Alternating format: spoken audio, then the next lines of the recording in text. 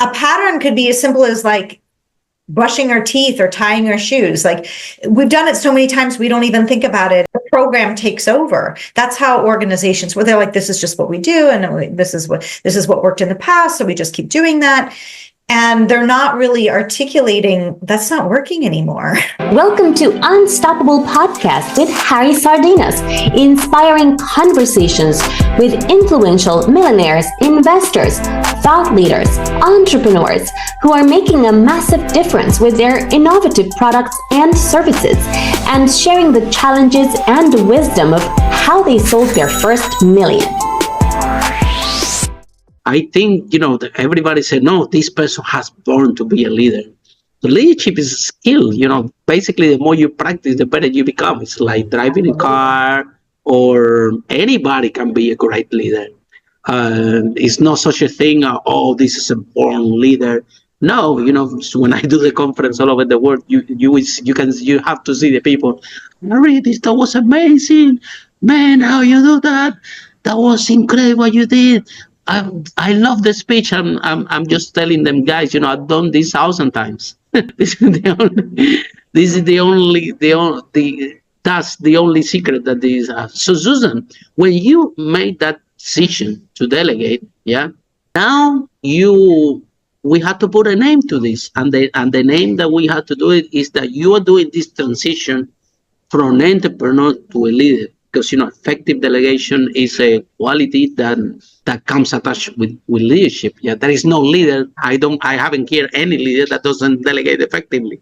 But we are entrepreneurs, so we don't know that these have a name. We don't know that this is a skill. We don't know that this is something that we can learn if we have a brilliant coach like you. Then if you work with someone amazing that can help us to develop this skill, because at the end of the day, you won't be able to do it for them, so certainly do I. We can give them a framework, we can give knowledge, we can accelerate, but at the end of the day, they do need to practice leadership, and if they have the right framework, that's gonna speed up. The same way that when you're learning how to drive, and you have a driver instructor, you're gonna learn faster than go out the street and drive by yourself. You might die, right? If you don't have an instructor.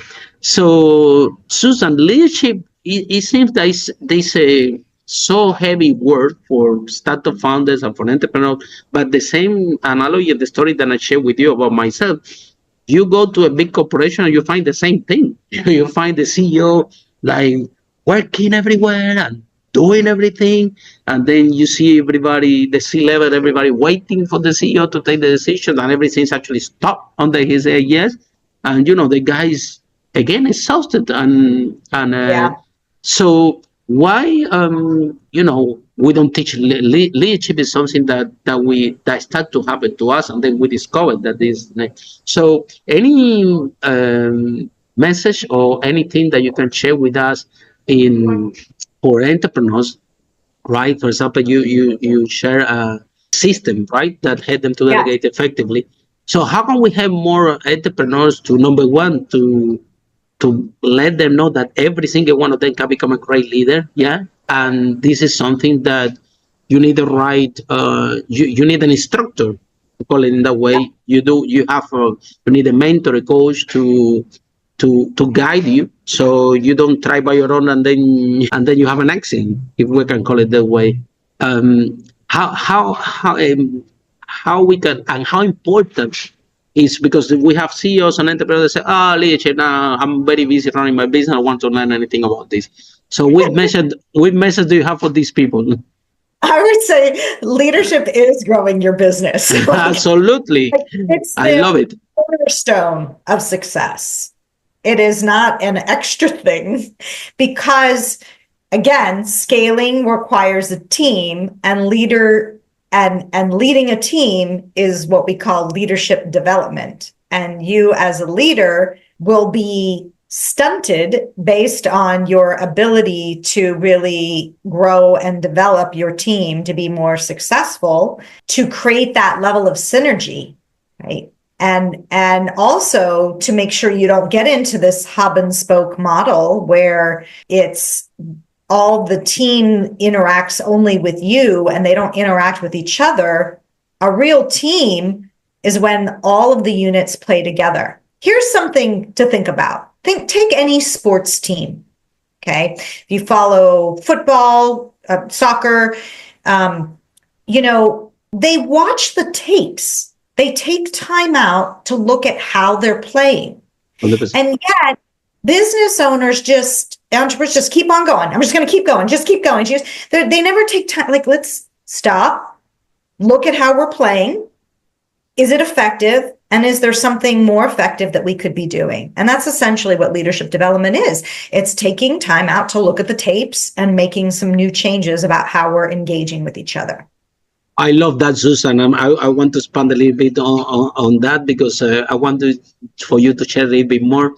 Because sometimes leadership sounds like, well, as entrepreneurs, we need to see how profitable it is, and leadership. But I don't think that big organization or small, they don't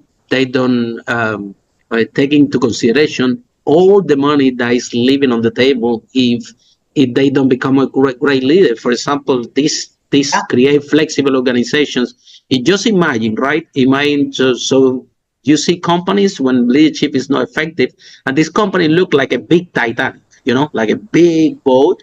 So of course, if you want to turn right, it's gonna take a lot of time to the big boat to turn right. However, in this, when effective leadership is taking place, it's like you have 3,000 leader boats, and these 3,000 leader boats have their own captain. So of course, when the first boat said turn right, all these 3,000 leader boats, they turn right really fast. They respond to change faster when effective leadership is in place in the organization.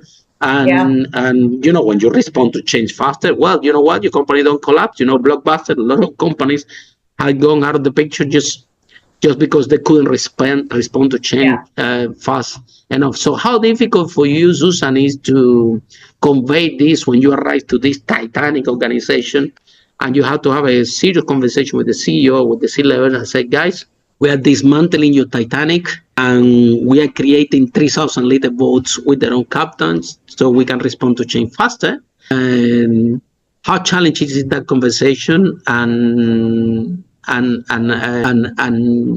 how the process works, how we can enroll the C-level and the whole organization that, well, we have to re-engine the way that we interact with each other and the way that we do things and don't have this rigid structure because otherwise we become slow and that's get reflects on the same. So tell us a little bit more about this process. Well, usually I'm tapping into what their pain points are, just like you articulated what your pain points were.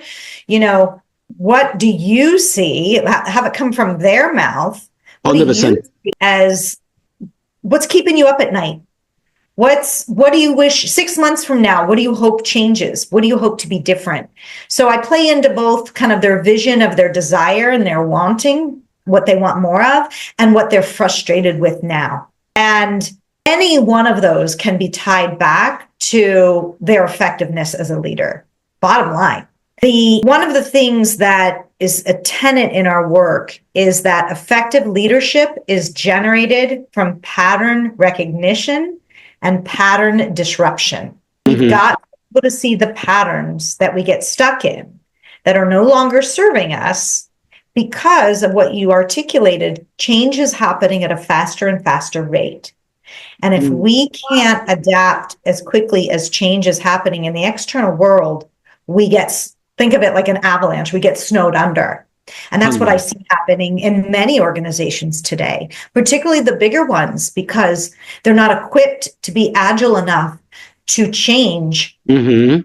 So they've got to understand that their only way out is to recognize when they're stuck in a pattern and how they shift it. But that's not always visible to people, right? Think about a pattern could be as simple as like brushing our teeth or tying our shoes. Like we've done it so many times, we don't even think about it. 100%. The program takes over. That's how organizations, where they're like, this is just what we do. And this is what worked in the past. So we just keep doing that. and they're not really articulating that's not working anymore. You know? But we can feel it viscerally when we're in states of overwhelm, when we're in states of burnout, when we're in states of frustration. Those are signals that you're stuck in a pattern that's no longer working because your external environment is different, and yet you keep doing the same things. People fraud, because in this broadcast, we want all the entrepreneurs to be wealthy, but also we want them to be healthy and we want them to be happy. So now, can you become a multimillionaire? You know, everybody listen to the podcast because they want to become a multimillionaire, right? So, can you become a multimillionaire without being an effective leader? Okay, you can, but you're gonna be exhausted. You're gonna be stressed out. There is a way where you can become a multimillionaire, but along with the package can come, you could be healthy and happy.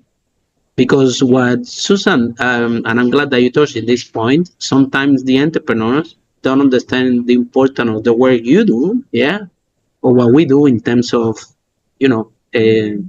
creating effective leaders. But what happens, Susan, is that when you have a stress, when you have this emotional pain, because you're running everything and then you're exhausted, all these negative emotions, they keep accumulating in your brain.